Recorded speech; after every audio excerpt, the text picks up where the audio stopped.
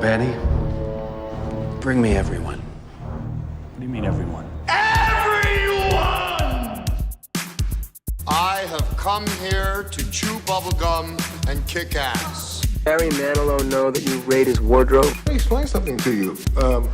I am not Mr. Lebowski. You're Mr. Lebowski. I'm the dude. No one is to stone anyone until I blow this whistle. You can't fight in here. This is the war room.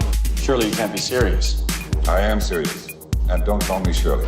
Lord, you can imagine where it goes from here. First scene is like 1,000 years before the destruction of Krypton. And it was like, trust me, like, I have an idea and it will work perfectly and you will love it. And you know what they said to him? Go on, tell me. Of all the things that they could have said, their words were, yeah, but you're a Marvel guy. Ooh. And they let him go. They let him go off on his own because they said, yeah, but you're a Marvel guy. Because he'd written Civil War, he'd written Ultimates, he'd written Ultimate Fantastic Four. I think he did Old Man Logan. Yeah, he did. Yeah, he did Old Man Logan, yeah. Right? So he basically done these. He did essentially what Tim Burton did with Batman, which was like you give him a character and he will re-establish that character as the guy wherever he puts them. Oh, let's make Wolverine an old man in like a post-apocalyptic future. I'll make him Old Man Logan, the Clint Eastwood of fucking comic books. Yeah. Voila. They were like, alright, we need all the heroes to go to war. He literally, when they said, alright, we need to get to Civil War, he was like, okay, well, the first thing, if you want to get to Civil War, he was like, the first thing you need to do, you need to break up the Avengers. Because he started like a year and something in advance with a comic called Avengers Disassembled. Oh, really? Right? He split the Avengers apart. Then that went off into House of M. House of M? Which is basically... Oh, yeah. When Magneto... kills Quicksilver. No. What Magneto does is... Avengers Disassembled... But it's when Scarlet Witch... Yeah, Avengers Disassembled loses... We're recording, by the way. We're recording right now? Yeah. Alright, cool. If you ain't read it, tough shit. Right? No, I just want to let you know now. Avengers Disassembled is a storyline in which the Scarlet Witch, because of the nature of her powers, she loses her mind. Because obviously in the comics, her powers are she can alter reality. So if you could always alter reality is whatever you think it is. So she done things like her and the Vision become romantically involved. So she just is like, you know what, I want kids. Bam, they got 2 kids. But it starts to affect her because like part of her knows what reality is supposed to be versus what she has created. So that starts conflicting. She goes a bit nuts. She loses, absolutely just has like a fucking mental breakdown. When you're a reality altering mutant, having a mental breakdown is not a good idea. She went full Agent Smith. She went full nuts. And she she inadvertently wound up killing a bunch of Avengers. I think she killed Union Jack. I think she killed Hawkeye. Of course she killed Union Jack. She killed Union Jack. She killed Hawkeye. I can't remember who else she killed, but she's like fucked her team up. And that happens. And at the end of the storyline, Magneto turns up because this is his daughter. Fuck whatever, the other magical shit that all these film studios are trying to promote. Yeah. Right? That's his daughter. He turns up and he's like, give me my kid. And they were like, no, you can't. She's done X, Y, and Z. He's like, look, I'll take her away where it'll just be me and her. She'll be safe. She'll be away from everyone. None of this shit will matter. Give me my kid. It's Magneto. Nobody can really do anything to him. So he just scoops her up. He goes off on his own.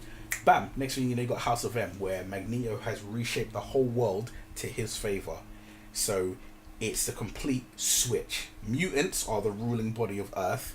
Humans are the subjected ones. Right. And it's like everything you can imagine. Like some of the best storylines I read. Like there's a Spider-Man House of M. One of the best storylines there is. He's like one of the most famous stars of the world. Like he's got films, cartoons, TV shows. He's got toys, everything. Spider-Man. He's hailed as the biggest hero ever, and that's because everyone thinks he's a mutant. And then what happens is, I think the story gets leaked to the press that he's a human and that it was the spider that bit him that made him Spider-Man, and it's like complete turnover. Everyone despises him, hates him. He lied to the world, you know. It's to a point where there's a kid who goes to school wearing a Spider-Man t-shirt. He gets beaten up and hospitalized, and it's like, you know, that is a brilliant storyline because of it. And it's like he's married to Gwen Stacy, and Captain Stacy is like a retired cop now because obviously mutants rule the world, so no need for him really. And it's just like, it's brilliant storytelling. But what happens is the main people start realizing that their life, this isn't how their life is supposed to be, and then they all kind of bind together, overthrow Magneto, get Scarlet Witch to swap things back. But the problem is, when she does that, she utters 3 words when she's like turning everything back, because the main force of people that try and stop her are mutants. So when that happens, she says no more mutants. So when the world resets and it's back to normal, the entire mutant race, which was like, you know, a couple million, like say 50-60 million mutants on Earth, it goes down to 198 mutants. Wow. Yeah, just from her saying no more mutants. Sorry about this. So, like, some Justice League cartoon. Yeah. Mark Hamill's in it as the Joker again. Yeah. In this episode of this Justice League cartoon, the Joker has kidnapped Mark Hamill, the actor. That's brilliant. So they went the Ocean's 12 way with it. Yeah, pretty much. I'm like, what the fuck? It's alright. Anyway, movie news. Yeah. I'll do the intro after when we're done. Are we recording? Yeah, we've been recording for about 6 minutes. Oh, okay. Why? I was just asking.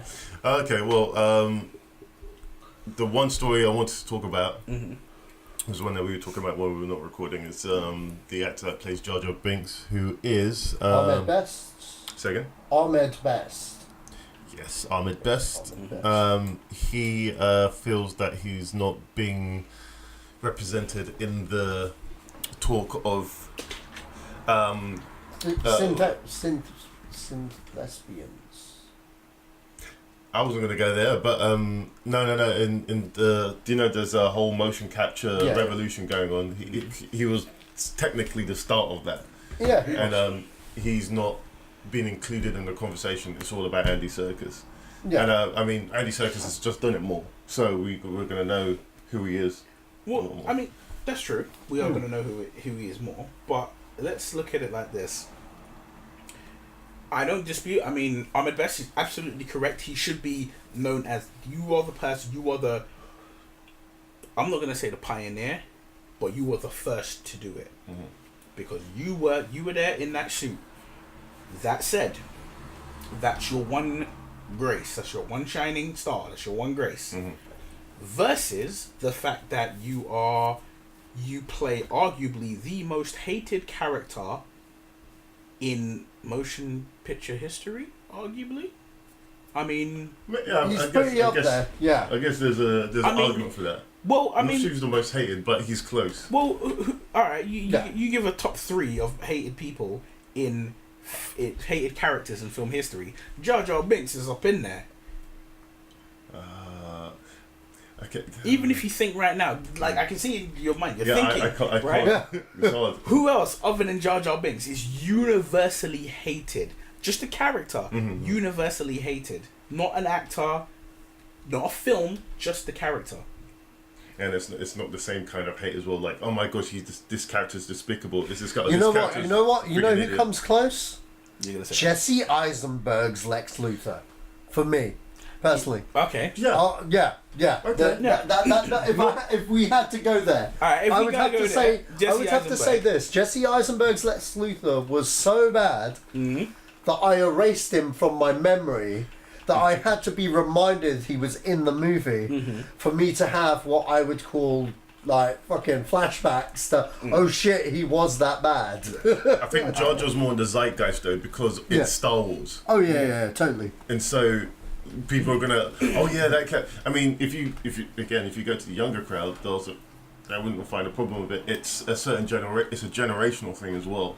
All right, yeah, but even with so you said Lex Luthor, right? And I'm gonna try and keep as close to Jar Jar as I can at this one time. Is with Lex Luthor rather, that's because you've got a baseline of Lex Luthor. Yeah, you've got all the comics books. You've got previous incarnations, previous films, previous incarnations, TV shows, cartoons. Everybody knows the bald head comic book Lex Luthor from the Justice League or the Superman cartoon, and you're like, that's my Lex Luthor. That's what I want to see all the time, right? Versus Jar Jar Binks, who there was nothing about Jar Jar Binks until episode 1. He came out, so you're universally hated for no other reason than who you are. Not because of other times we've seen you. Jar Jar Binks, it's just you're just trash, right? Yeah. To the point that there's still that rumor that Lucas changed what his initial real plans were for episodes 2 and 3 involving Jar Jar Binks because of how much people hated Jar Jar Binks. I mean, technically he still kept it in because, Jar Jar Binks really did. He basically started he basically not even started, but he basically caused the downfall of the Jedi, right? He was the real Dark Lord of the Sith. Yeah. But you've got that versus Andy Serkis, who was King Kong, who is Smeagol and Gollum, who is other motion capture the work apes. He's done. Caesar in Planet of the Apes, right? Yeah. That's 3 whole separate franchises that don't even interlink. They're not interlinked at all. 3 separate, and the man's just like, Lord of the Rings, arguably, one of the biggest franchises of the last decade or 2. The last 20 years. Yeah. Arguably, it's the biggest franchise. If you put all the 6 films together, then it is. After you look at it like that, that's Andy Serkis right there, and primarily people focus on him being Smeagol, and then they say you've got King Kong, and there's 2 Kong films and him there, and you've got the Planet of the Apes films. So it's when he's like, you're right, you should get your recognition. But you gotta remember, your recognition is marred with the fact that people despise the role that you did. Right? You may have been groundbreaking, but people will very happily put that ground back on top of you. That's a problem. That's a problem that Andy Serkis does not have. Oh gosh. Right. Yeah, you're right. Yeah, that's a problem that Andy Serkis does not have. Even now, it's like I'm looking at this image and it's Jar Jar Binks standing in between Obi-Wan and Qui-Gon, and I'm just like, man, I'm like, it would have been a whole different kettle of fish if one lightsaber just the back of your neck and you just fell down done. I must stop you there for 1 second. A few years ago, I don't know if it was you, Sach, or Saeed, one of my other mates, that showed me this video online that someone put a Scouser accent over. It wasn't a Scouser accent, but it was a British accent. But it was like, no, I think it was. Okay, it was a Scouser, and they changed his lines. Oh no, not Scouse, Scottish. I think it was. Oh, it was Scottish, was it? There's all kinds. There was a Scouser one. There was a Cockney one. It was the Cockney one. There we go. The Cockney one. That was brilliant. If they had that as Jar Jar, that would have saved that character. You gotta understand though. It would have saved that character. You gotta understand. George Lucas wanted Episode 1, The Phantom Menace, to be the most Disney movie out of all of the stuff. To be honest, that was the intention. No matter what anyone wanted or what. You know what? When I heard that in 95, 96. while they were gearing up for episode 1, and he said that from the get-go. And when you look at it, it is, and that's not a bad thing. You got to understand, like, Jar Jar Binks was originally supposed to be like Donkey from Shrek, Genie from Aladdin, the dragon from Mulan, you know, that comedy element kind of character. I honestly reckon if the Phantom Menace had a script doctor that would rejig a lot of stuff, i.e. the comedy coming from Jar Jar, and have it bounce across the seriousness of the Jedi, aka Qui-Gon and Obi-Wan, you know what I mean? You could have had some good comedic chops there and add some comedy into the Phantom Menace, which I think would have worked with audiences if it was executed correctly. You know what I mean? Like, look, I'm going to not review the Phantom Menace here, but I'm just going to concentrate on Jar Jar now. He's a character where I get why he put him in the movie, okay? I totally get it, because I'm not going to lie, when I was, you know, back in 97, I was the first in line. No, 99, I was the first in line for the fucking Phantom Menace. You would have been the only one in line in 97. I remember, Hey, no, I was there. I was. There'd have been a couple of people in line in 97. Trust me. I'd be there for. You ever seen that film, Fanboys? There were people that were ready for Star Wars episode 1. Star Wars the special edition. I'd be like, yo, is there any pre-orders for episode 1 yet? And they'd be like, what's episode 1? Seriously, no. Phantom Menace, regardless of what anybody says, alright, no one can say that they could have predicted how bad it would be or whatnot. Everyone was sucking George Lucas off before they entered that theatre at that time, myself included. I'm being serious, man. Like, people were hailing him as this is the second coming. That's how hyped up it was, and the electricity was everywhere. Even people that weren't into Star Wars were like, shit, man, why are people so obsessed with Star Wars? Like, what the fuck? You know, people were taking note. You know what I mean?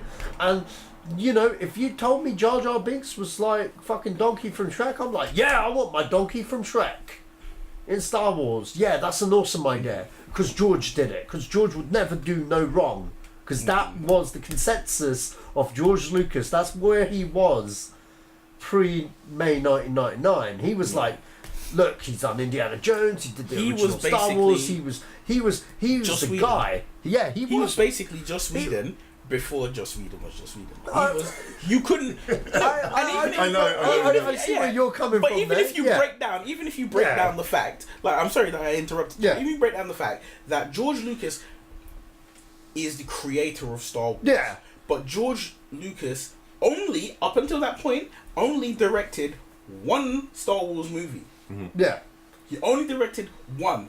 And when it comes to, he may have done the story, but there were screenwriters who took, you know, Empire Strikes Back and Return of the Jedi. There were other people who were involved in helping realize his vision. Yeah, like Lee Brackett and Lawrence Kasdan. Right. When he got to episode 1 and 2 and 3, he basically it was like, I'm the emperor now. Oh yeah, I can do what I want. Oh yeah, of course.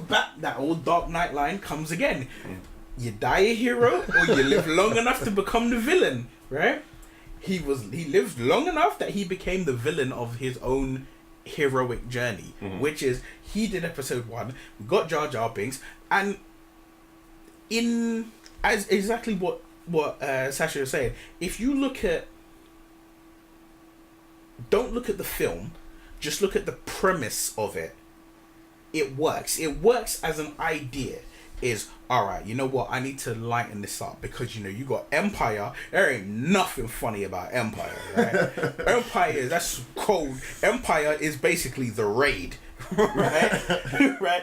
We got down to business in Empire. And then we got Jedi, which was, you know, Jedi was more, it's this thing of, how do you deal with, you know, it's like Shakespeare, it's the family drama. It's, can the young prince, you know, deal with the evil king? And if you know that, you know, Star Wars touches on some serious themes in those first 3 films. But then you go from that, and you've got a whole generation of people who were children when Star Wars came out, who lived Star Wars, breathed Star Wars, who wished there were more Star Wars films, and all you had to go on in regards to the history, since you got that line, "No, I am your father." Since you heard that line, all you had was your vision in your head of what could have happened, how he could have turned against them, how is it possible, how could this have happened? And then we get the film, and then it's like, right, we're going to tell you how it happened. We're going to start with him as a kid, and then you got Jar Jar Binks, and you're like, fuck Jar Jar Binks. Jar Jar Binks. You know, and let's face it, Jar Jar Binks is he's arguably the worst thing in the film. But he is not the only bad thing about episode 1. Oh yeah, right. But you know what though, I actually do think, despite everything, I think Jar Jar Binks could have been worked out had Lucas had compromised and like got other writers involved. I mean, I think Jar Jar could have been something, especially. Imagine this: if Jar Jar was well received in that first movie, could you imagine? And I know you guys know about what the plans for what would have happened to Jar Jar. You know what? We would have got some sick shit. Say it, because you can say it on air. Because at the end of the day, people don't know. Well, I mean, definitely. I mean, like the rumor is that like he would have ended up being a Sith Lord, or the Sith Lord. You know. Like, fuck. That's mind blowing. It's kind of like Yoda, how this dopey little fucking Muppet ends up being like a really powerful Jedi Master. I think that's where he was going. And that was probably where he was going with that. But then he saw the backlash and turned him into Dooku, because Dooku just came out of nowhere. It's like, what? Okay, Christopher Lee. But I mean, you know, that's just it. Jar Jar, I think, look, you got to take this with George Lucas. He's a great ideas man. Okay, absolutely. He's an innovator. He's a great ideas person in terms of, you know. He's also said it himself. He's an experimental filmmaker. Yeah, exactly. And I think you know what? I think if he just like had someone revisit that script and just tweak it. You know what I mean? We could have got something. Yeah, and that goes with all three of them. We could have got something real special. Yeah. But you know what? That's been done. Speak for yourself. I like episode 3. Fair enough. But I love episode 3. Fuck that movie. Anyway, you know what? No, you know what? To say that right with episode 3. Now, as much as you like that movie, I'd say a different conversation for a different time. I think let's concentrate on Jar Jar. No, we're gonna take it. Okay. But all I would say is this, right? Is imagine that it was blatant, not just a theory that fans have. That it was blatant that Jar Jar was the Sith Lord that he was working with. You know what that would have been? That would have been Star Wars' version of freaking Kaiser Soze. Right? Now you watch that and you think that turn, that heel turn from this dopey, me so stupid, me gonna ruin the film, to it was me. Yeah. I played all of you. I played you all along. It was me. You'd have been like exactly, right? So, I thought Ian McDiarmid was the best, one of the best things about the prequels. To be honest, he was the thing about. If you watch all of those films, just watch him in the background, his eye movements, everything about that character. Isn't that like Order 66. Boom. Me as an audience member, I knew it was him. I knew it was him the whole way through, but that's because I know who it is. Yeah. But people I know that didn't know the saga, they were like, "What? That guy?" You know what I mean? Like, it's a complete revelation to him. But back to the topic at hand, Jar Jar. Yeah, he should be. The actor should get his recognition. Oh yeah, definitely. But unfortunately, the actor's recognition is marred with the role and how the role was received. If everybody despised, if like Tolkien fans were freaking, up in arms about Gollum, right? Yeah. Andy Serkis wouldn't get that love, and then do you know who would have got that love? It would have been flipping Zoe Saldana and Sam Worthington for Avatar. They would have got all of that love, right? Because they'd have been like, oh my gosh, it was them. And if it weren't them, then it would be Tom Hanks and Robert Zemeckis for Polar Express. Oh, right, yeah, of course. Yeah. So there are lots of people who helped push motion capture to what it is. If you put something forward, if you're the first to do it, you do deserve your recognition. But it's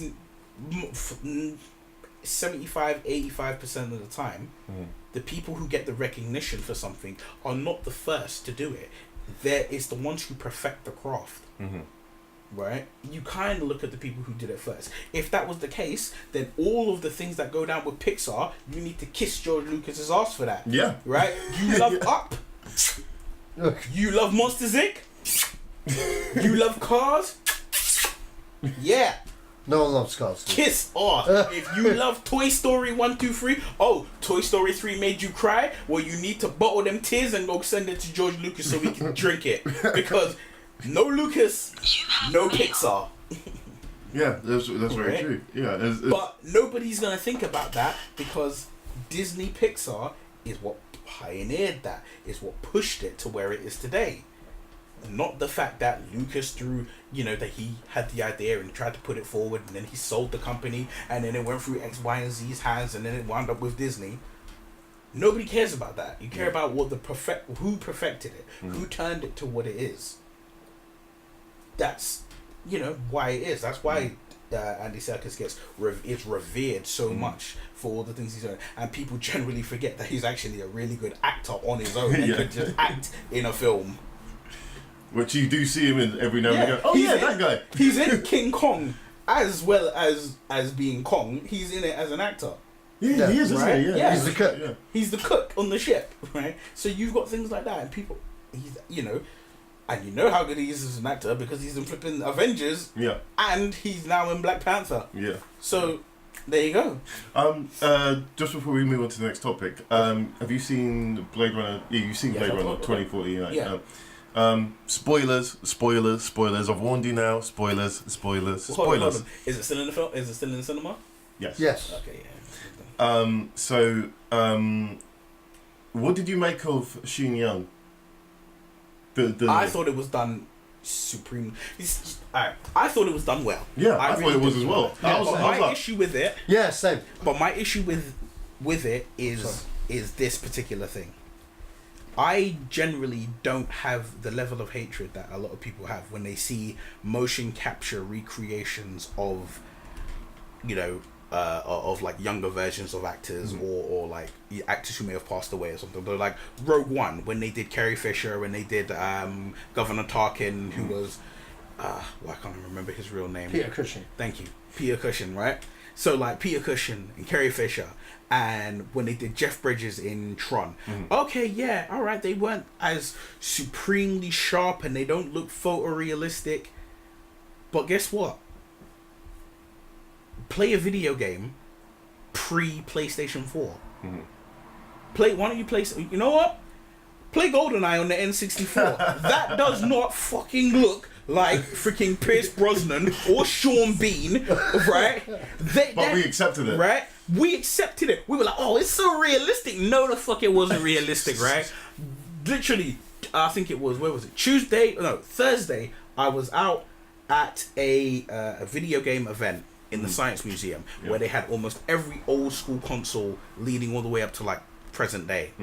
And I played GoldenEye, and it's the first time I played it since it was on the N64. It's unplayable, isn't it? No, it's actually still playable. Really? You but think so? Yeah, I think it's so. still playable, but you just gotta understand that. You just gotta it's dated. It's playable, totally playable, but it's dated. But at the end of the day, when I was playing like the Terminator game on the Sega Mega Drive, that looked nothing like anyone that is supposed to, right? When I played the Power Rangers game and it came up on the screen, they didn't even look like the Rangers looked like on the cartoon, right? Or on the cover, or on the actual TV show. It doesn't matter, right? It's like you're pinning all these hopes. A lot of people seem to like pin their hopes on this doesn't look that. It's and I'm really like, funny you should mention Rogue One, because I was watching the making of the Tarkin. I've seen the making of the Tarkin thing a few times. Yeah. Now the story goes is that they worked for fucking months and even years on Tarkin. Like literally, John Knoll. Look, here's the thing: the minute they said they were doing Rogue One, Tarkin had to be in it. Of course, it was a given, because when you get to A New Hope, he was in charge of the Death Star. Fucking Tarkin. Yeah. So he has to be in there somehow. And I liked... You know what I loved? Spoilers. What I loved about Rogue One was that when I walked into Rogue One, I was like, so Krennic's in charge of the Death Star? And at first I was like, whoa, no, this does not make sense. Yeah. But then the thing was, I had faith in the storytelling, and I had no clue that he was going to show up, even. I just had faith that they'd correct that somehow, because this guy doesn't exist in the original 3. Maybe he dies and Tarkin takes over. But then the way Tarkin came in, I fucking buoyed him off. The way he buoyed him off. He just I was just like, you know what? Yeah, they got all the mannerisms down. They got the character down. Yeah, that's Tarkin. And not only that, yeah, fair enough. He looked a bit hokey in a few places, but that's a given considering the effect. But you know what? When they were doing that, they were looking at dailies on scenes with Grand Moff Tarkin with Kathleen Kennedy, and they'd be like, wow, his performance is just a bit stiff here, and this and that, and maybe it's about what time this person came into the room. But Kathleen Kennedy's PA, who was only 22 at the time, not really a big Star Wars person, walked in and was like, just one question, guys, why are you guys so horrible to this actor? I mean, like, what's wrong with his performance? He looks fine to me. Didn't know that it was CG. Now the thing is, I watched Rogue One with this guy I know called Simba. Okay, he's good friends with my buddy Colin, basically. Now he's a Star Wars. He likes Star Wars, but he's not hardcore into it and stuff. And he watched it. He watched it next to me. Now I'm watching all the Grand Moff Tarkin scenes, and because I know he's there, and I know who Peter Cushing is, and I know that's who it is. Obviously, I'm looking at that CG model like a fucking hawk. Yeah. You know what I mean? Because I know it's not real. You know what I mean? I know deep in my bones none of that is real. Well, what the fuck? His body's real. Yeah. Because when but the face like nah. And I'm watching it like a hawk, and this guy's just like watching it like, yeah, cool, whatever. Cool dude talking, blah blah. And then man had the audacity to say to me in Colin, yeah, I liked it, but I just thought Princess Leia was a little bit like, it was like, hang on, wait, you walked out of there thinking Leia was the problem. What about Grand Moff Tarkin? He goes, Grand Moff who? I'm like, you know the old dude that like stole the Death Star from Krennic, more or less. He goes, oh yeah, that guy. What about him? I was like, that was 100% CG. That dude was CG? I was like, yeah. There you go. Because we know. You know what? A lot of people, John Doe people that like aren't into Star Wars, don't know these characters so well and whatnot, they will never notice. But it's us that live and breathe it that will, because we're going that extra, that extra detail. If they made a Die Hard with fucking Bruce Willis and made him young, but made him young again. No, they are. They are in mocap. Yeah, they're doing that. In mocap. I don't know if it's mocap, but they're doing that. I know they're doing Die Hard Year One, but I heard the whole point was they're going to get a younger actor and do some bullshit. Yeah, they were going if they do it in mocap, I'd be a little bit more interested, but then I'd be a bit. Swing that all the way back around to the whole Rachel thing. Spoilers. Yeah. I was ready. I love it how we say spoilers after we've dropped it. They said spoilers a bunch of times before we dropped it. Oh yeah, true. Yeah. So I was looking at that, and I was looking at it on a really big screen, and I was 100% convinced that was Sean Young. And so, as far as I'm concerned, the Uncanny Valley it's over. We're reaching the point where it's I can't tell. I mean, with that, because obviously, even on a giant screen, the room that we're watching it in is dark, and it fades into being her. Yeah. And on top of that, it fades into being her in exactly the same way that she walks in the original. So it's not like we're not seeing her essentially in newer things. And I think there's one extra thing that it's a subconscious thing to put in mind. Spoilers, but then again, I mean, like, considering how big Blade Runner is, if you ain't seen the new Blade Runner, like, fuck you. Right? Is that because there are inaccuracies with her that are like picked up on in the film, like, when he's like, oh, her eyes are green, and he just walks off, that is like, because of that, it's like we almost forgive that. Yeah. We're given cause to forgive. Oh, it's not 100% perfect, so we can forgive it. But my thing is, I look at when they do the CG of a character to nowadays, I look at it in the same way that I do when they recast the character. Yeah. Right? Because I'm like, if you watch Iron Man 1. Oh, if you watch Iron... No, well, not even. I wasn't even going to mention Terrence Howard, but thank you, because there's a second person now, right? Okay. So Iron Man 1, Terrence Howard, then he gets replaced by Don Cheadle, and Don Cheadle's been Don Cheadle all the way since. Yeah. Right now, as a movie buff and looking into it, the fact that they wanted Don Cheadle to begin with kind of makes me think like, well, bye Terrence Howard, right? You know, Terrence Howard is a brilliant actor. He deserves every success that he ever gets, but I'm like, when it comes to Marvel, right? The actor is secondary. If they need to recast you because of whatever reason, because you weren't the first guy they wanted, because you want too much money, for whatever reason they slide you out, matey boy, am I still getting this character? Yeah. Au revoir. Right? Au revoir. Goodbye. Right? Straight up and down. Like, but what I was gonna mention is you watch Iron Man 1 and there's a newspaper clipping of who Tony Stark's dad is.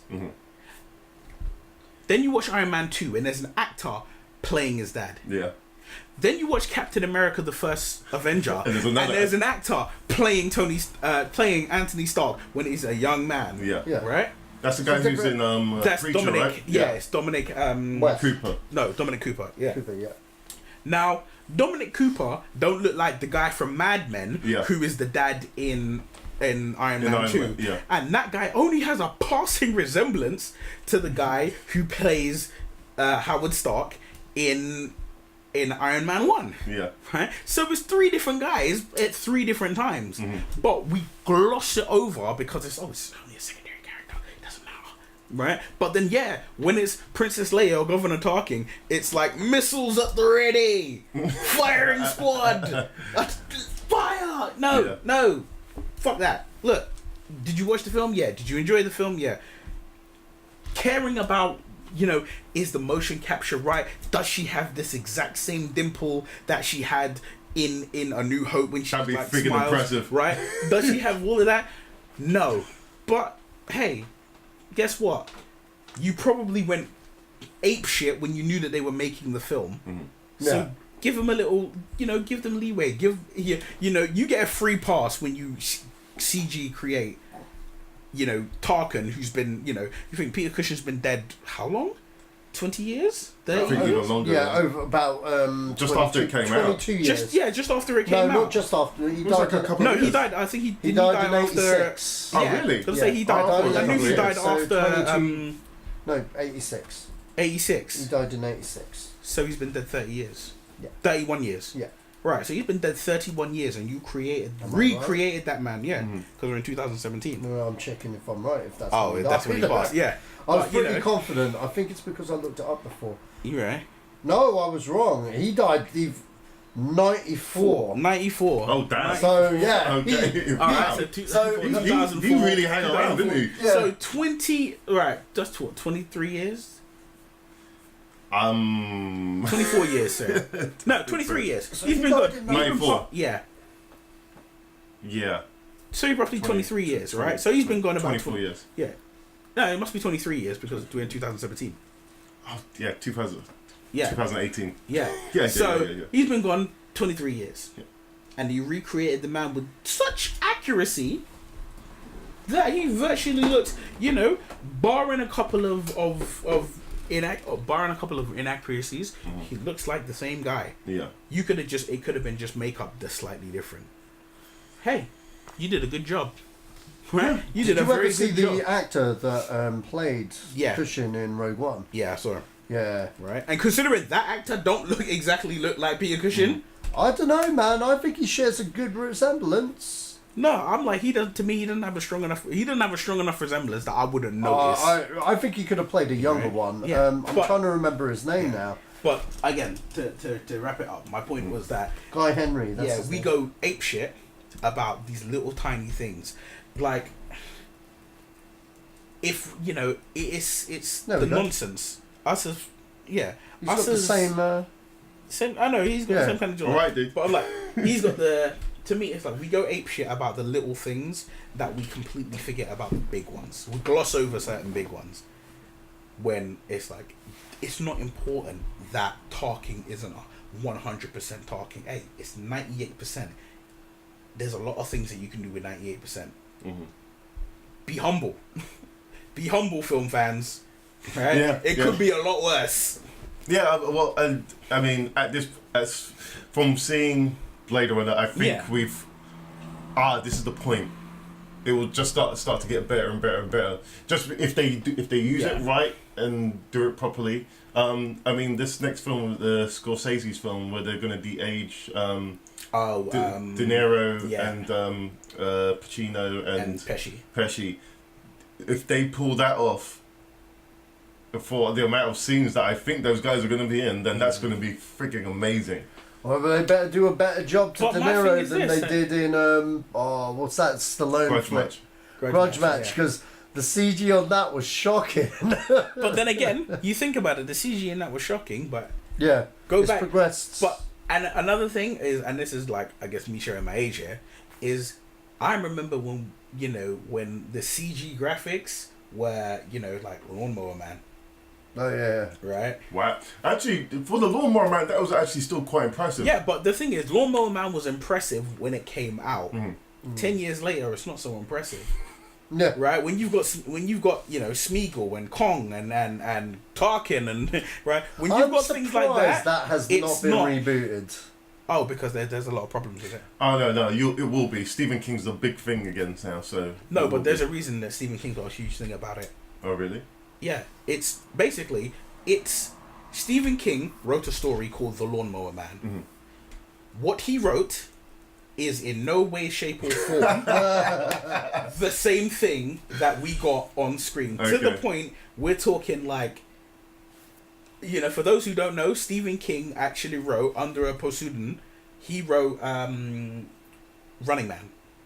No way. Yeah, he wrote The Running Man. The Running Man is very different, but it's more accurate than The Lawnmower Man. Okay. Because we're talking about the difference between the Lawnmower Man book and it's only a short story, but the difference between the Lawnmower Man short story and the Lawnmower Man film is the difference between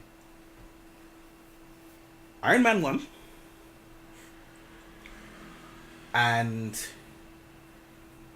it's the difference between a Marvel film and a DC film right now. Right. Okay. It's the difference between you watching Thor. Thor and being like, wow, this is really good. I like it. It's funny. It's great. It's da-da-da-da. And then watching Batman versus Superman and people being like, oh, I hate it. That's what not Superman's not supposed to be like. And Zack Snyder's crazy. And and all the other crap that people wanna moan and sulk about. It's like completely different. Versus the difference between Running Man, the book, and Running Man, the film, is like Lord of the Rings, the book, and Lord of the Rings, the film. There are differences, key differences, where you look at it and you be like, that doesn't happen in the book, or this character doesn't say that, but it's to a degree, it's roughly the same story, right? But we're talking like Stephen King had to go to court to get his name removed from The Lawnmower Man. Wow. He was that pissed off with it, and when I came across the original story, I was like, I'd be pissed too. You can't just change a guy's story so much. Literally, it's not the same thing. It's like nothing is the same. It would literally be like them. It would be like Iron Man 4, basically being just the title Iron Man 4, and then Wesley Snipes is Tony Stark, and flipping Bono is Rhodey. And you'd be like, what the fuck? What am I watching? What the fuck is this? Right? And then, they would literally just like sit down and play chess for the whole movie. And then the final scene would be like him, like checkmate. And then all you hear is, repulsor blast. And then that's the end of the film. Yeah, I guess that would be a major difference. But okay, well, I can't remember how we got to that. But segueing in a real uniquely different way into Robert Downey Jr. He just said that he's in Avengers 4, which I thought was a given. Do you know what? I'm going to be honest, and I'm not going to talk about what happens in Thor, but having seen Thor Ragnarok, I advise everyone to go see it, because if you don't go and see it, then there's no point in you watching Infinity War. Like, don't be like I mean, if you're not really a film fan, you're probably not listening to the sound of my voice right now. But in the like illogical, unlikely fashion that you are, don't shoot yourself in the foot, and don't go to all your comic book friends or your film buff friends and being like, oh my gosh, so he's in this film, but I thought that no, don't do it, because you know what, you could have gone and watched the film and then found out for yourself. But one thing I'm gonna say is, after seeing I don't really like it nowadays, this whole kind of thing we have, because it's the same in every industry now, of we always need announcements for the most like unimportant, obvious things. Now them announcing that Tony Stark is like, oh, Robert Downey Jr. announces Avengers 4 return. Oh, great. So now it means that any scene that he's in that he could potentially die, he's not gonna die. Yeah. Thanks. I know Tony's safe. Next. Right? Who else, like, I love these films, and as a film buff, I love to learn about what's coming next. Oh, you're gonna get the director of The Raid to do the Deathstroke movie. Great. Oh, I'm hungry for that. But at the same time, when you telling me, oh, a film that they're shooting back to back, they're shooting these films back to back, and they are going to, and they're just announcing, oh yay, great, he's in it. Yeah. Why are you telling me that he's in it? Let me find that out on my own. Because now that I know he's in it, yeah, there's no, yeah, there's nothing, Yeah, you don't need to worry about that character. Yeah, exactly. I don't need to worry about that character. Sorry. Yeah. Okay. It's like, all right, even though the film isn't out, and like, I've been an advocate for this franchise since it kind of came into being. Justice League, right? With the Justice League, now almost every trailer. Every trailer and almost every poster has, done the thing of, well, we haven't seen Superman. Yeah. We haven't seen Superman. Even in the trailers, for those who are keen-eared and pay attention enough, in the trailer, there's a bit where, somebody, I'm not going to say Steppenwolf, but somebody says, oh, there's no lanterns, no Kryptonian. And you're like, oh, Kryptonian, oh, that must be Superman, he's not in it. Oh, yeah, because he died in the last film. Yeah, your whole trailer starts with, oh, in the wake of Superman's death, unlawlessness has gripped the world. But guess what? Your first couple of posters showed Superman. I know. Your Funko Pop toys show Superman. And, it's like, I know Superman's in it, because your press has shown me he's in it. I didn't need to know that. Let that be a surprise for the unassuming person who's just going to watch it because, oh, every other film is sold out. Unlikely. Right? But knowing, it's like knowing someone's in it. There was a real surprise for me as a comic book fan to do with Avengers that came out, a couple days ago or this week. It was a picture of it was a picture of a character in a different outfit. Right. And me, because I love the character, I love the outfit, and I know what that is, I was like, oh yeah, someone hand me a towel, it's a good day today. Right? But again, like, now you've on the screen you have a Justice League poster, and it's like a brilliant poster. It looks great. I could happily watch that and be like, yeah, cool, it's gonna look great, it's gonna be a brilliant film. No Superman, Superman's not needed, great. And I could have had a whole bunch of theories and things of how Superman would possibly come back. But guess what? Your whole tagline for the film for months was Unite the Seven. And then you got everybody thinking, well, there's 5 people on your poster, but you're saying Unite the Seven. So there's 2 people not there.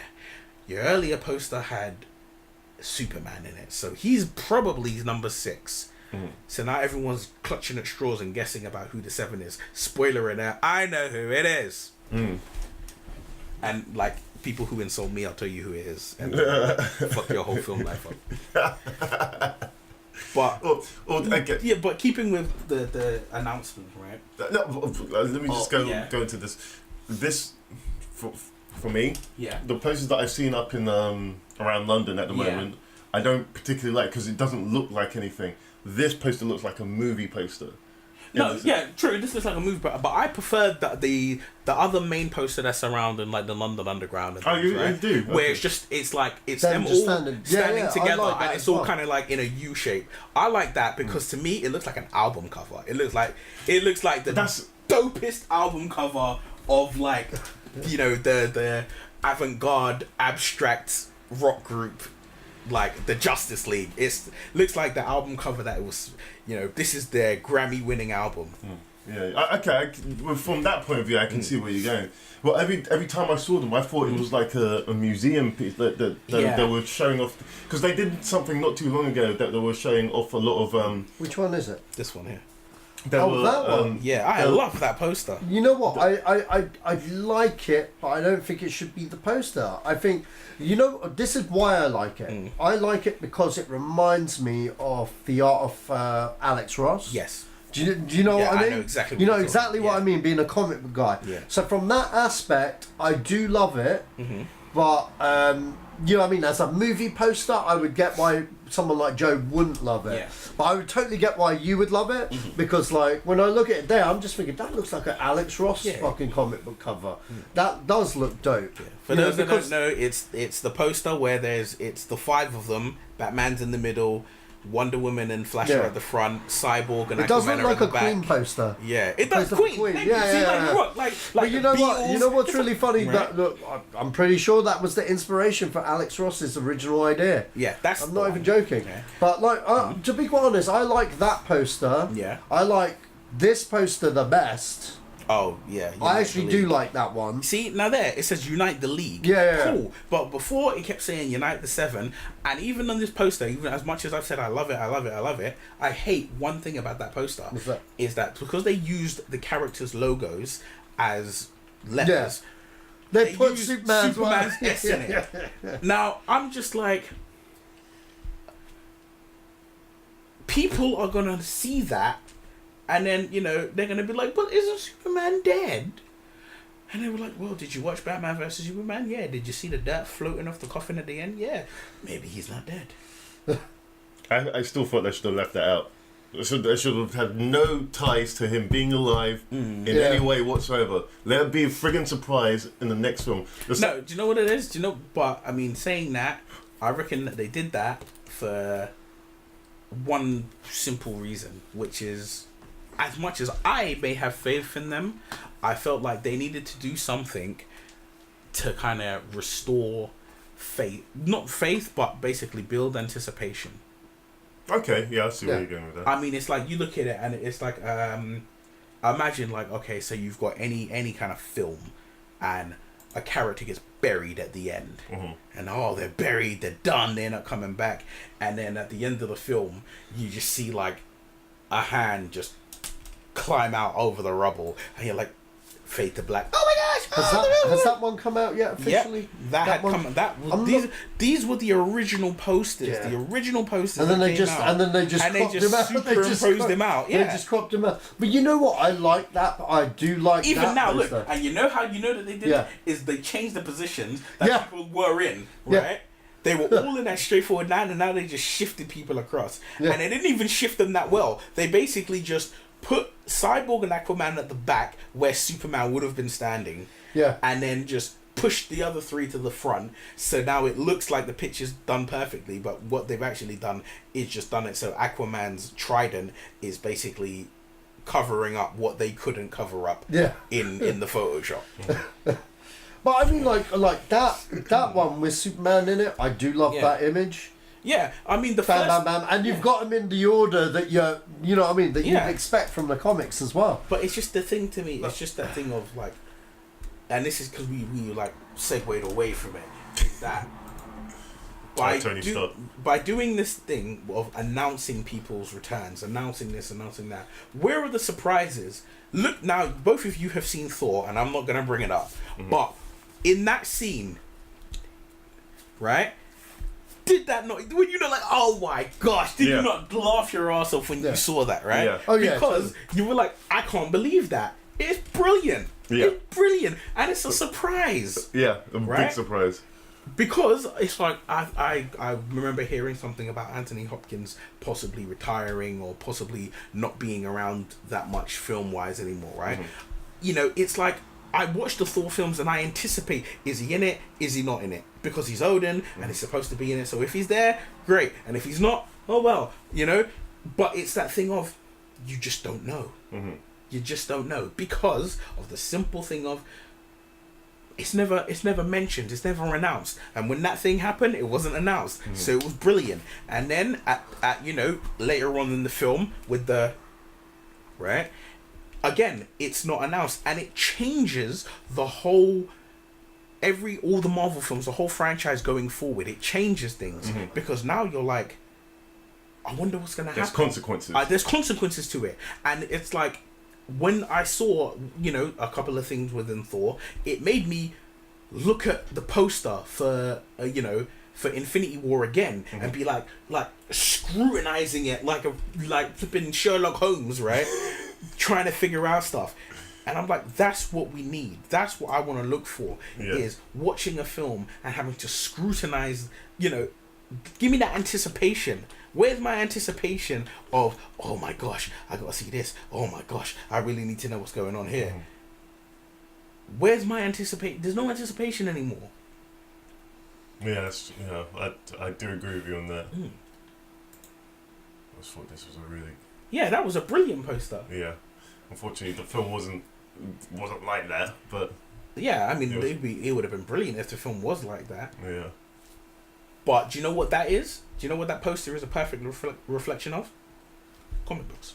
Yeah. Because that, do you know what that would be? That would be a 4-part story, and you'd have to buy all 4 covers, and then you put them together to get that image. That's what that would be. And it would be brilliant. This one's got an arrow in his head. But yeah. So I mean, it's like I don't want those type of announcements anymore. Yeah, especially for something as true, because it's like, oh, he announces. He didn't announce anything. He took a picture of a bunch of friggin' chairs. Right? That's what it is. He said he announced it, right? He took a picture of 4 chairs, and it was like, his chair is better looking than the other 3 chairs. That's all it was. Yeah, that's... Now, if that picture came out, and like when I saw that picture online, I saw it on Instagram, and I immediately saw it and I laughed. I didn't even pay attention to anything that was written there. Right. I just saw the picture and I laughed, because to me it was like, yeah, Tony Stark has to be so extra. Yeah. Because his chair is that much better looking than the rest of the chairs. I didn't care about whether it was, oh, they're filming Avengers 4. No, you mean they're filming the second half of the Avengers film that they started filming however long ago. Because, like, let's face it, when you start filming a film back to back... Yeah, that's literally what it is. It's back to back. It's not a point of, you know, he announces they're filming it back to back. Yeah, it's one production. Who's to tell you that scene? Who's to say that you know that particular scene isn't actually just, or that those chairs weren't there from the first day of production? Who's to say that those chairs that, I don't know, maybe they only just got those chairs again. Who knows? People might have stole the chairs from the set, and then they had to replace them with that. It could be any amount of reasons. It could be anything. But yeah, in saying that, it's a big spoiler. Depending on how you look at it, really. Yeah. And I would like that. Just again, watching that full film was very refreshing because I didn't really know what was going to happen. In it, apart from Hela. Yeah. I mean, for me, it was like maybe, and this is, I mean, it's my own fault and my own business because I'm a comic book guy and I read a lot of comic books. So I already, like, the second one or two things happened, I was like, I know everything's gonna happen. Right? But at the same time, it was refreshing to watch a film and get surprises. It's like, so, you know, when I think of, like, I don't know, the best 3 films for surprise factor that I can remember would probably be The Raid, Wreck, the Spanish horror film. Yes, yeah, right? yeah. That is so good. Those 2 and The Usual Suspects. And the reason I say those 3 films for just surprise value is because I knew nothing about them when I saw them. I didn't know. Yeah, it didn't matter to me like who made them, who was in it. It was just surprise, da-da, and you know, these shocking things. Whereas every other film, for the most part, every film now, look, I mean, sliding into the next subject. Yeah, Christoph Waltz not returning as Blofeld for Bond 25.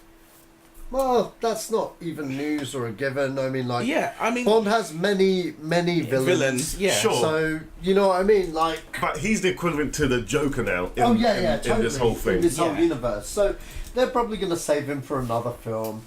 And I don't think he'll come back. If he doesn't come back, they'll just do what they did in the old Bond films and recast him again. But the whole thing about this is supposed to be consistent. I want some consistency. Well, to be quite honest, if he had come back for this one, that would have been nice because you would have had him going toe to toe with Daniel Craig again. I think if they were to recast Blofeld, they'd have to recast him when they recast the next Bond. That would work as well. I think that would work. But would you recast Moneypenny and M? Q? Q. You know what? No. Is it Q? Yeah, it's Q. Q. No, because that's how the Bonds kind of worked, really. Every time there was a new one, they kept with whoever as long as they could.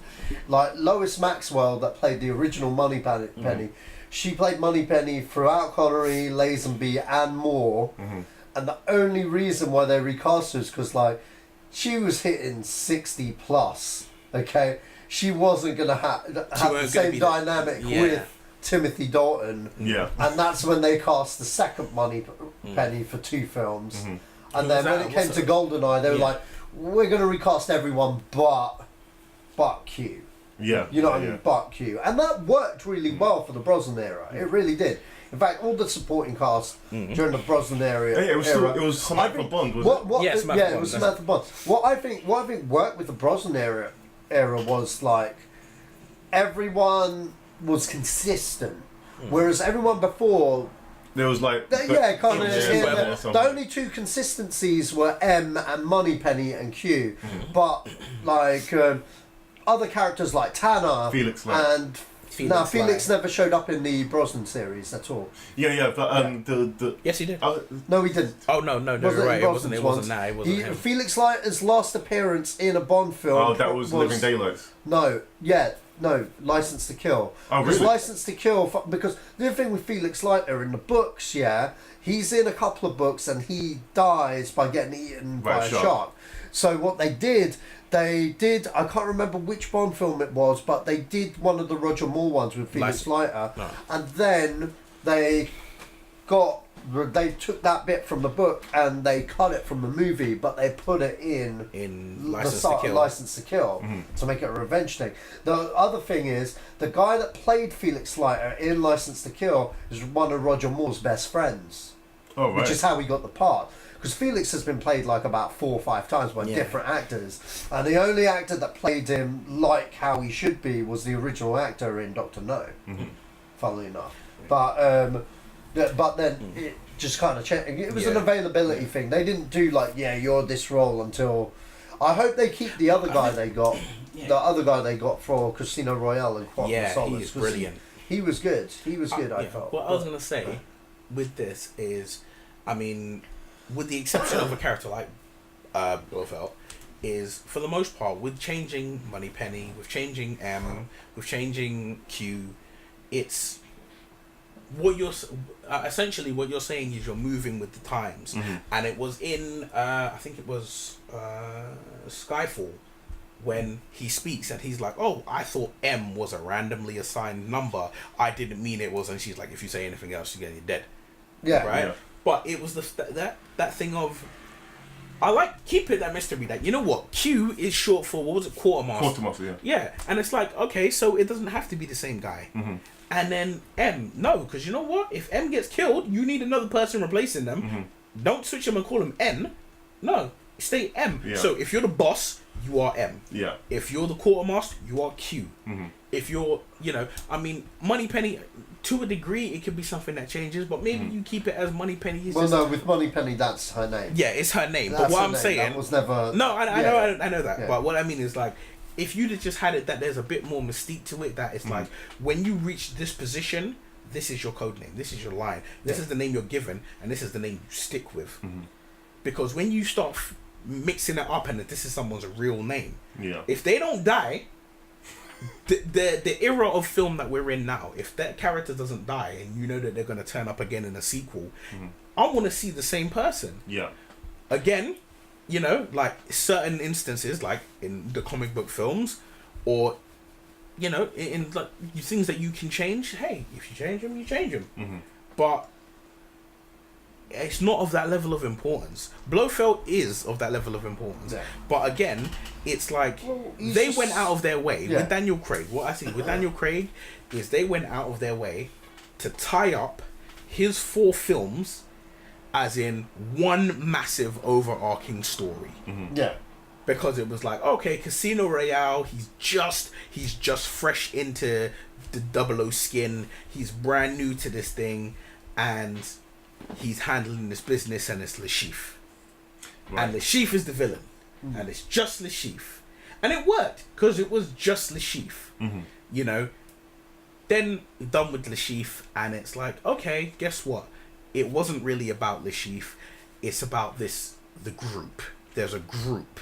Now, at the time, I'd only watched maybe 3 or 4 Bond films in my life, so I didn't know about Spectre. I didn't know the level of things that I know now. So when I was like, oh, okay, there's a group, and then that Quantum of Solace, and it was like, this is the group. All the members of the group are here, and you thought that it was Mr. White or whatever it was who was in charge, and it was like, you know. Yeah, but it was a whole group. It was a group of people that were in charge, and then it was like, ooh, there's a group, and then it's like, it was basically like, yeah, well, Bond fucked up the whole group. Cool, done. And then it was Skyfall. And then it's, well, everything that happened is still kind of tied up to what's going on. And then there was Spectre. Yes, thank you. And then it was like, oh, there's Spectre. And now it's like, well, there's Spectre. And instead of having it that Spectre's just been there under the scenes, maybe they have loose affiliations to other things that happen. No, Spectre's responsible for everything he did. Well, yeah, it kind of has to.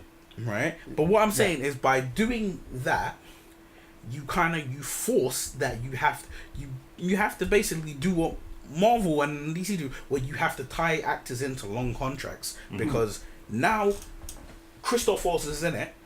People are like, well, who else are you gonna get to play that role? There's a bunch of actors you could reel off your head to pick to play Blofeld, but they're not gonna be Christoph Waltz. They're not gonna be him the way he played it, and he played it brilliantly. And then it's like, well, I guess you know what though, with Bond it depends. I mean, like, look, what they've said, he's just said he's not in the next one. That doesn't mean that he's not in it anymore. This is a final thing. It's quite. I'm sure they've signed him up. No, he did say he would sign up for a couple. Just means they're going with a different direction for the story with a different villain. 006. That's my personal. That's what I'd like to go. Yeah. But I think if they do 006, I wouldn't want him to be a bad guy straight away. I'd want to see him. I'd cast Sean Bean again. No, I'm joking, man. No, you know what? I would just expect to. I wouldn't cast him as that, but he got to be in it, man.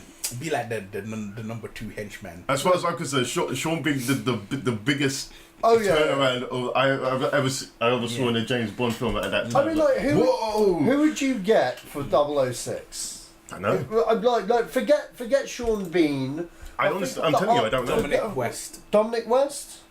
Maybe. Because I want someone who, you know what? I want someone who doesn't essentially look like they were ever a good guy. Yeah, but I don't know. Now that I've seen Preacher, I can see him as a bad guy. No, not Dominic Cooper. Dominic West, the one who's in 300. Right. Okay. Him, right? No, I want someone older. I want someone roughly around the age of Bond. Yeah. Because I wanted that. You have that kind of feeling of maybe they went to school together. Actually, yeah. Maybe they Dominic trained West together. Is a good choice, actually. Or maybe someone that would have been a Bond, who isn't a Bond. I mean, Clive Owen. Yeah, Clive Owen. He's too bland.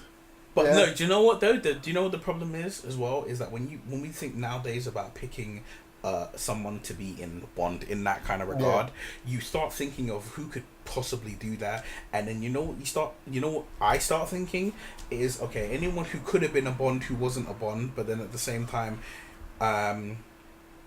what's their relationship with Jason Bourne? Clive Owen was in a Bourne film. Oh yeah. Right, and you start thinking, you're in a Bourne film, and rivalries ensue. But yeah, to tie back to what we were saying is them saying, oh, he's not in it. Them saying like, oh, Christopher saying he's not returning. I didn't need to. Let me find that out in a trailer, or let me not find that out till I'm like, reading the end credits of the film.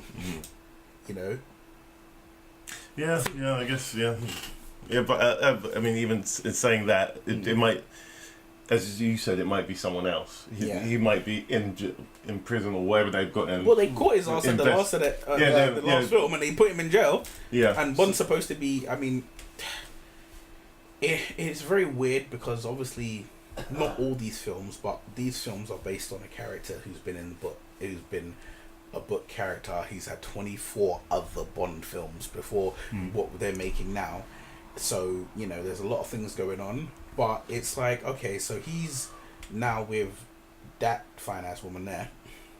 Oh yeah, so he probably marries her and then she dies. Yeah, because didn't that happen in a Bond film? In the George Lazenby's one. Yeah, he's married. The girl gets shot up. Drive by. That would be a good way to send off. Craig. Yeah, that would be perfect. In fact, that's awesome. I can't wait to see that. I mean, you know what would be great? And the thing is, what would be really great for me would be like, have the whole film as he's married to her, or he's with her, or maybe, he's with her for the whole film and does whatever he needs to do. What was the actress's name? Is it Sophia something? Yeah. But, have the whole film with him and her in it, and then when he completes the mission and he's cool and he thinks everything's going smoothly, and then right at the end he gets married and they're driving off to go on their honeymoon. Yeah. He's done. I figured that's where they would go with that. End the film on that note. let's screw this Hollywood ending shit. Let's go on a real bad note. Bond's wife gets murdered in front of him at the end of the film. It's Leia. I'm not even going to try and pronounce her last name. Yeah. But yeah. Leia Sydox. Is that how you pronounce her? Sydox. And it's Leia. Not Leia. Leia. Okay. Oh yeah. It's L-E-A. L-E-A is Leia. Yeah, but it's got an apostrophe over it. Yeah, it's still Leia. It's French. Leia Thompson from Back to the Future. Yeah, but she doesn't have an apostrophe over her name. Fucking no, Joe. You mispronounced my name. Well, look at what's her name. Look at Jean Reno. His name is Jean Reno. Yeah. But you might get a sock in the face. You call him Jean. But okay. let's do that. Yeah, she's a French actress. Yeah, I thought she was Russian. Was she the one in Mission Impossible? Yeah. I thought she was Russian all this time. Anyway.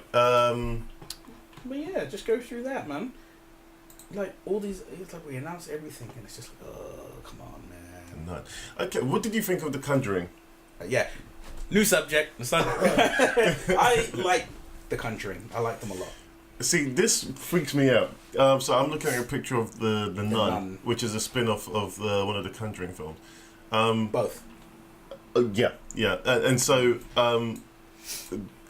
why...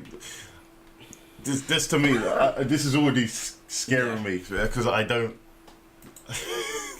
I just can't do it. This film was good for the type of scare it gave me. It just... I can't even articulate the type of fear that just seeing a nun with those eyes coming at you. Those films were great. Yeah. So they're making a lot of spin-offs of these films. Yeah. Do you think that's their Fast and Furious? Well, I mean, I guess it's James Wan, so I guess he's just turning this into his other franchise. That I think it's a money grabbing scheme, but at the same time, I think it's benefiting them because they're not exactly making really bad films. Yeah. So maybe it's the people above them. Yeah, we need to continue this, and they have to find creative ways in. Okay, well, if we do so it's this, like, okay, we're gonna do a origin story of the nun, because the nun is what scared the shit out of everyone in these films. Yeah. So we're gonna do the nun. Okay, dun dun dun. Yeah. Scare everyone with the nun.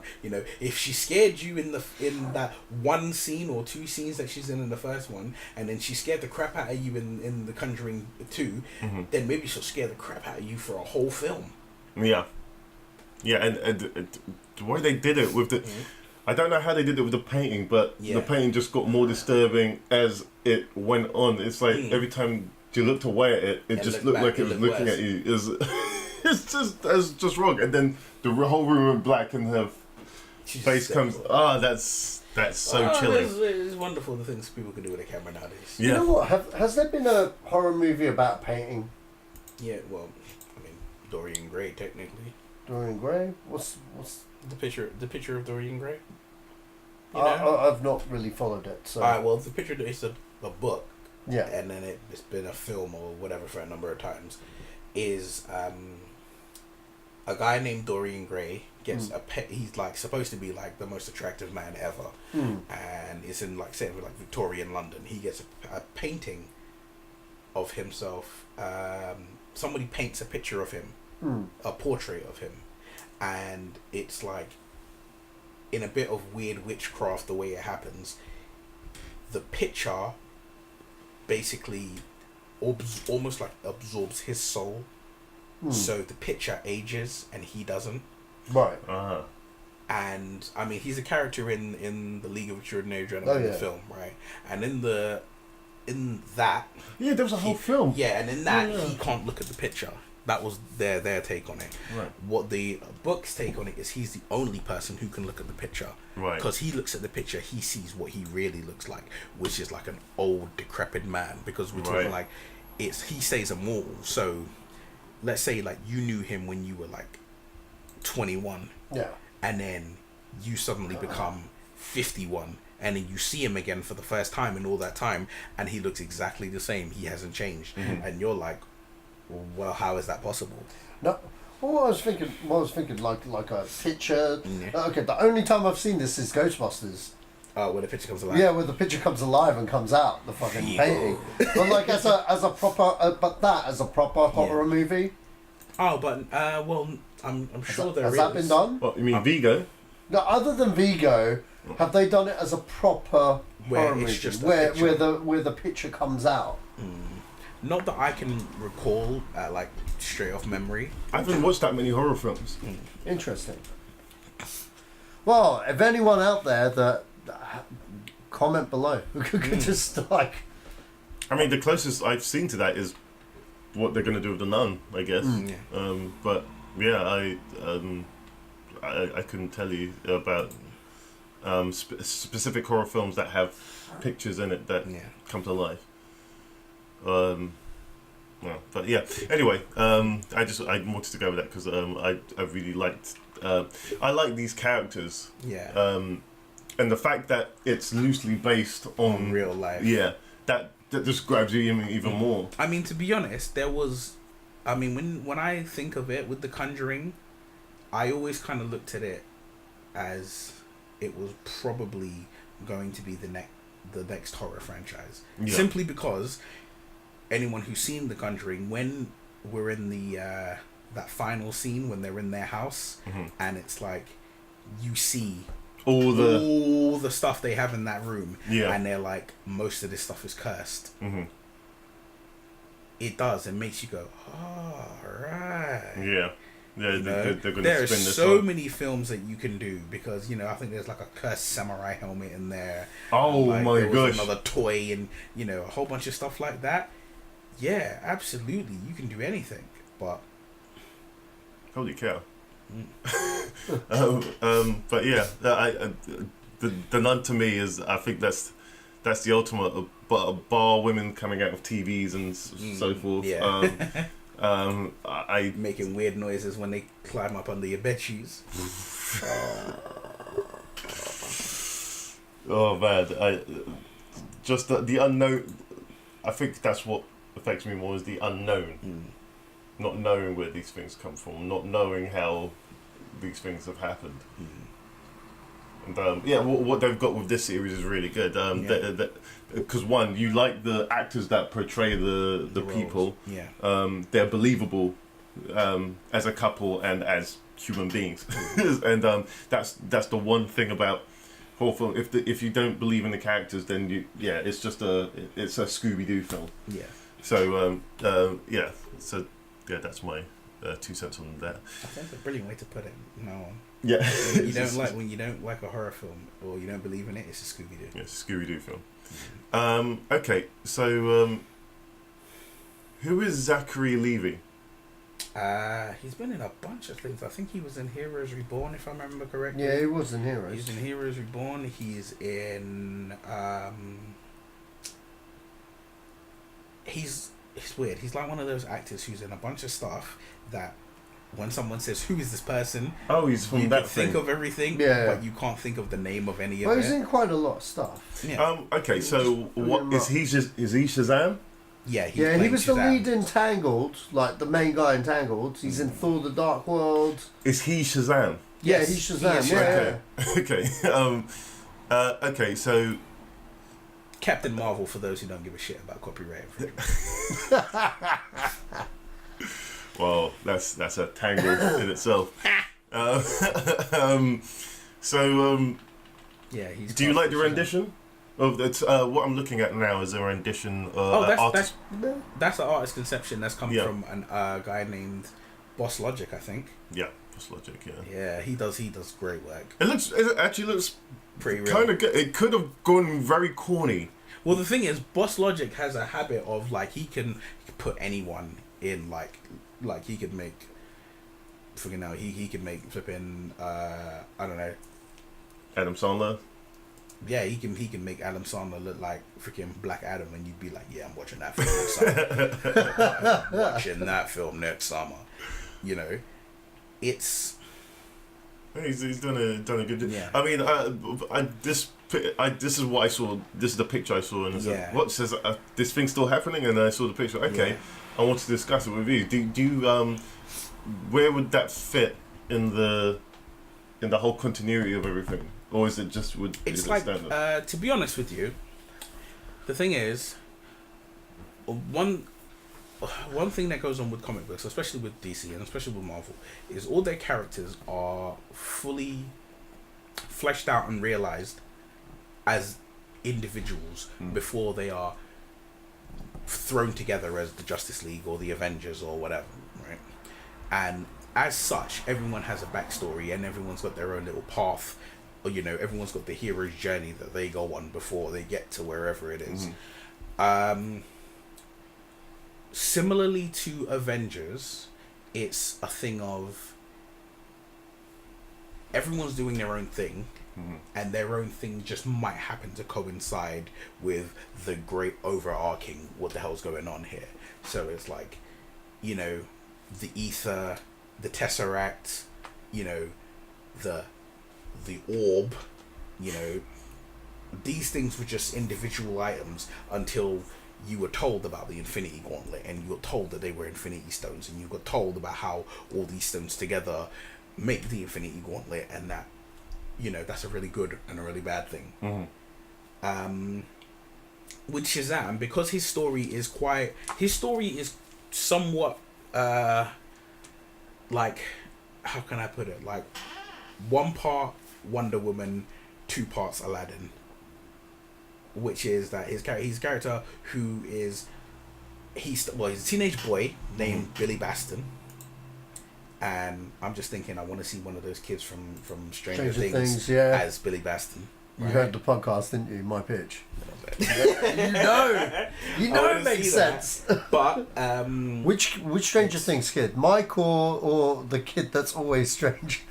Do you know what? I would say Mike, simply because I mean, like, my choice is Dustin for everything. No, but like, you know, big up to Dustin. But Mike, because Mike seems like of those kids. Yeah, he's the kid who's gonna grow up to be a great actor. Right. It just at this moment in time, like all the rest of them seem like they'll grow up and be actors in their own right and great in what they do. But he'll be like, you know, oh, you know, he was the kid in It. Like, you know, Seth Green plays one of the kids in the original It, and then he grows up and he's Seth Green.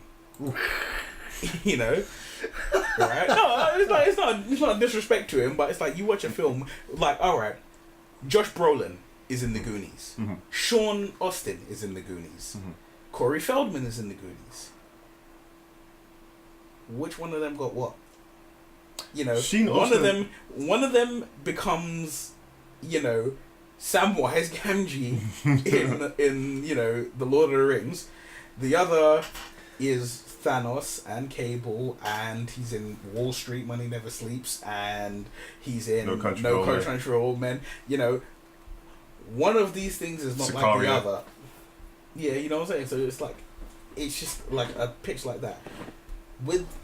Now, to go back to what I was saying, Shazam, he's a little kid stumbles upon a kind of like a cave, sort of like the Cave of Wonders or whatever, and he gets granted the power of Shazam, which is, it's like the strength of Hercules, the intelligence of another person. It's basically like the Greek gods almost, and it's like the wisdom of this god, the strength of this god, the speed of this god, the, you know, all like that. So he's given all these powers. When he says Shazam, he turns into an adult who looks like that.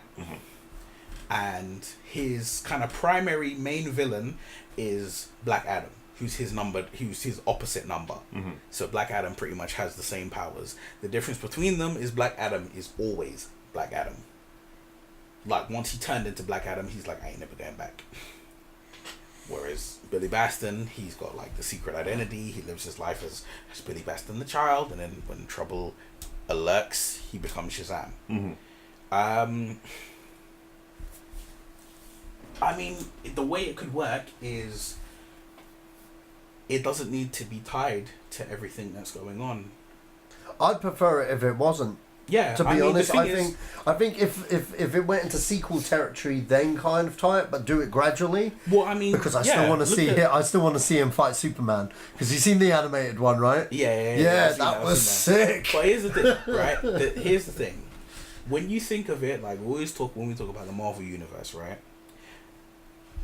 We are accustomed to the Marvel universe because we care about all the characters, or most of the characters. The reason we care about most of the characters is we got given them individual. This is them on their own.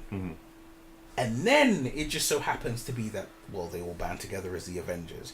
By the time you see them as the Avengers, you've already had a whole 2-hour movie of them on their own that you've grown accustomed to. Certain characters, you had 4 hours where you've grown to like or dislike, or you've basically grown accustomed to these characters.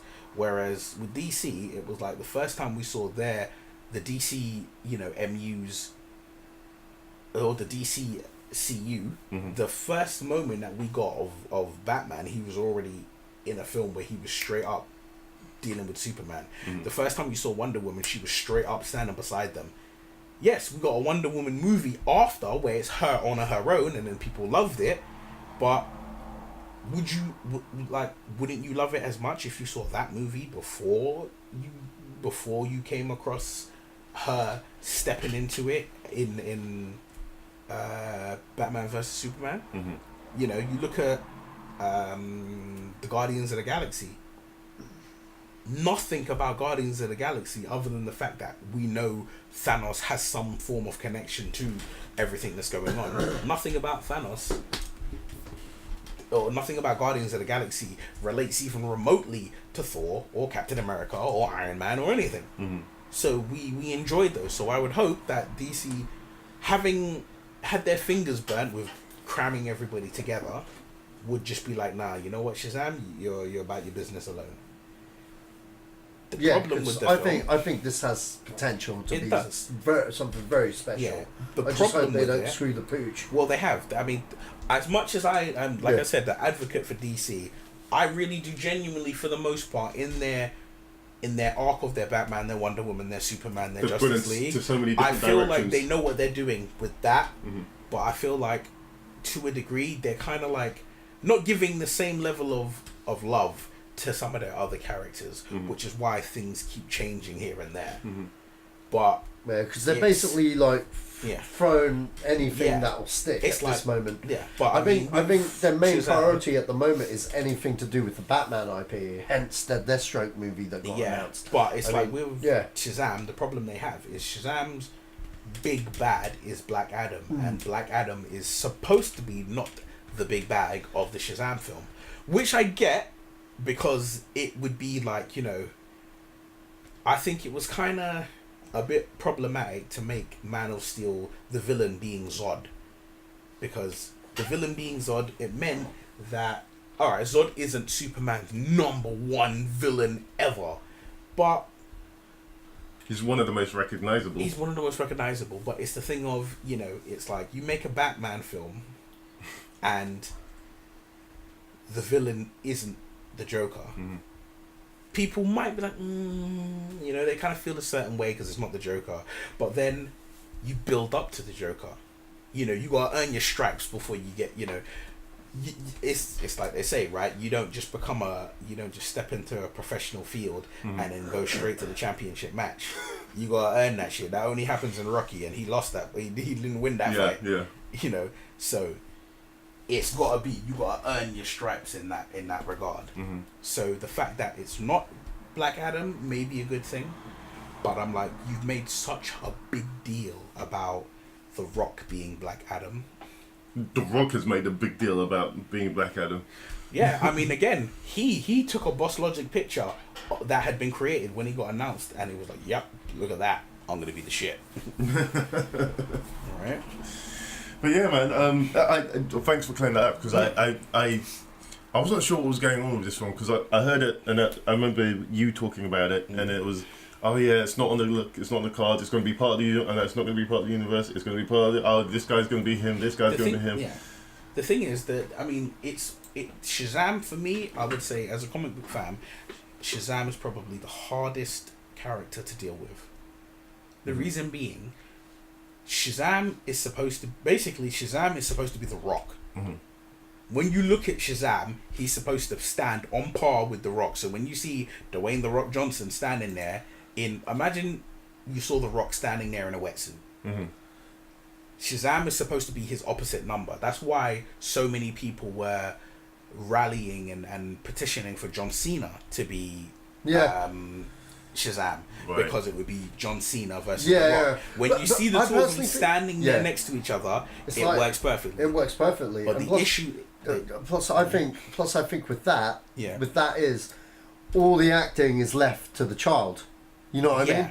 Everything's on the shoulders of the child. You pick a decent child actor with a decent story, decent script that has potential to become something, and you just keep John Cena for the fights. Yeah, but there's one issue with it. And you know what?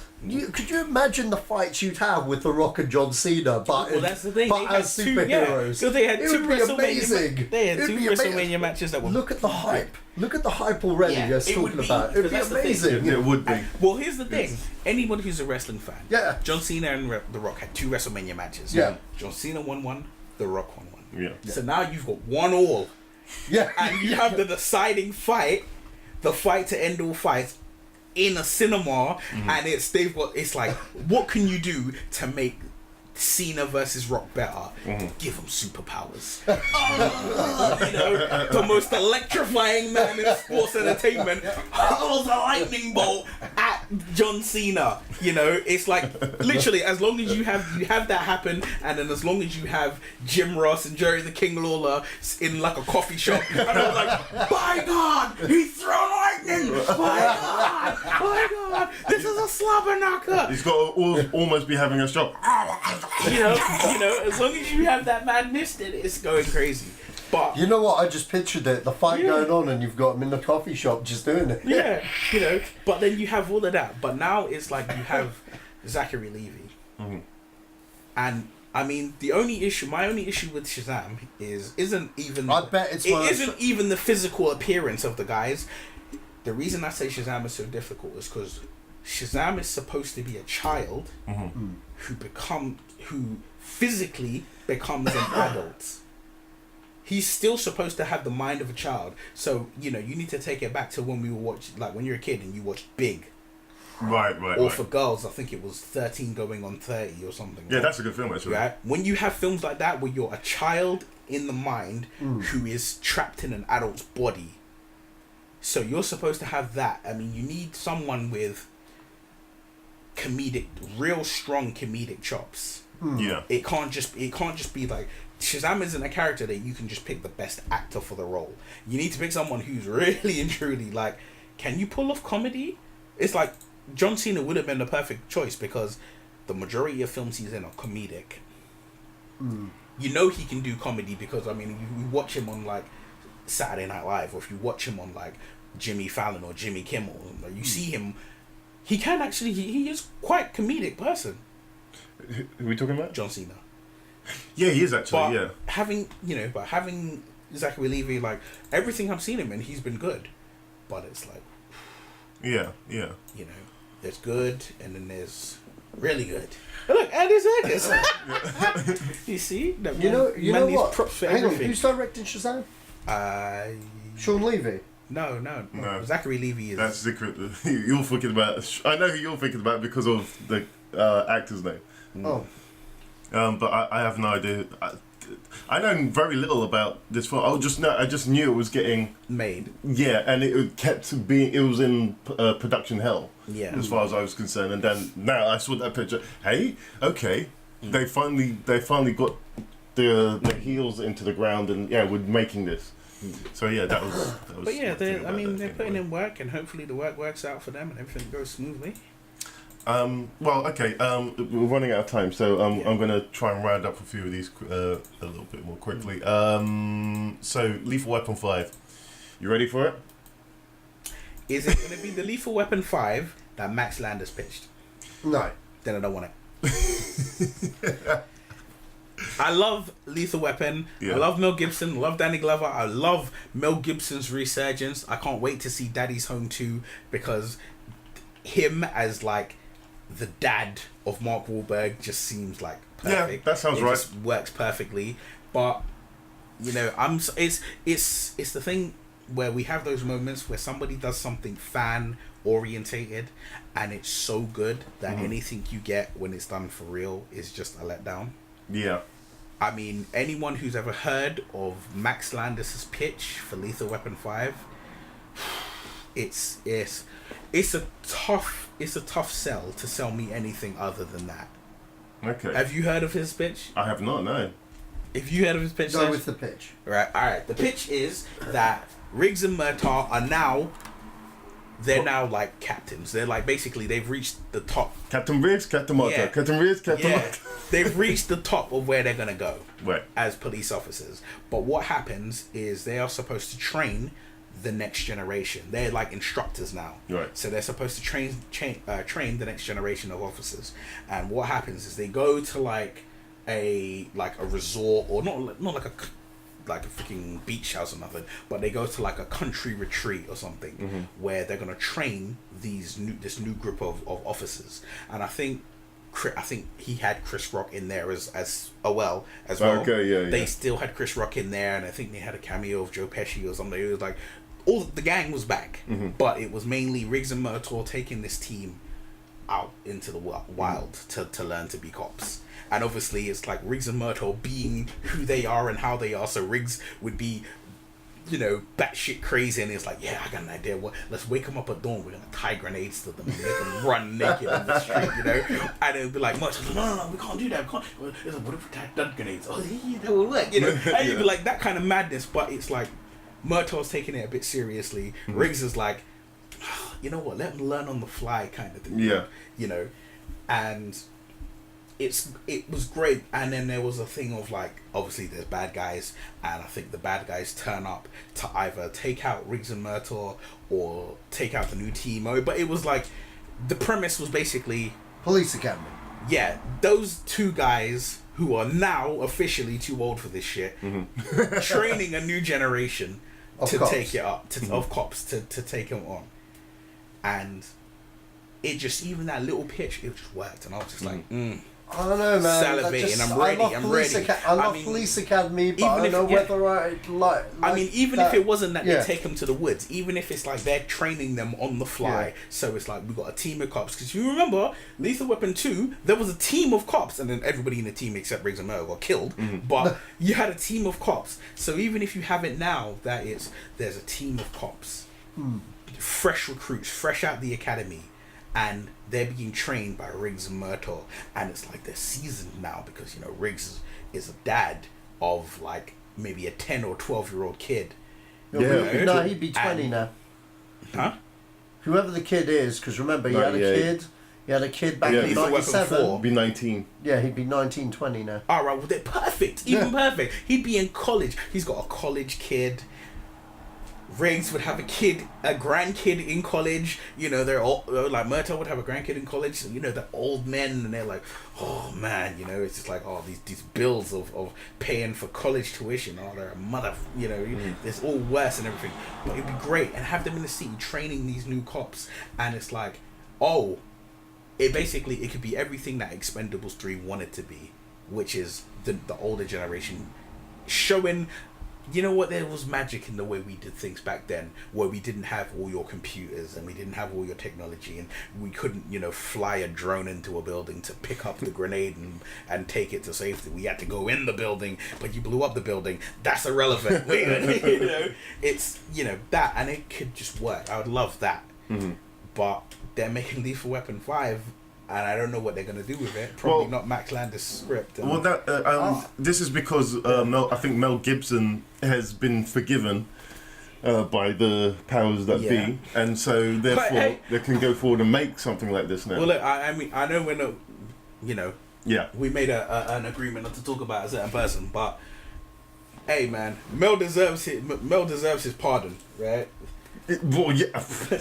in light of certain other people who really like screwed the pooch, right? Like Mel Gibson, you can forgive his ass. Right? I don't think anything's the eye of Sauron is off of him. Yeah. It's like you know what Mel Gibson is like? Mel Gibson is like, he's like Ike Turner. Right?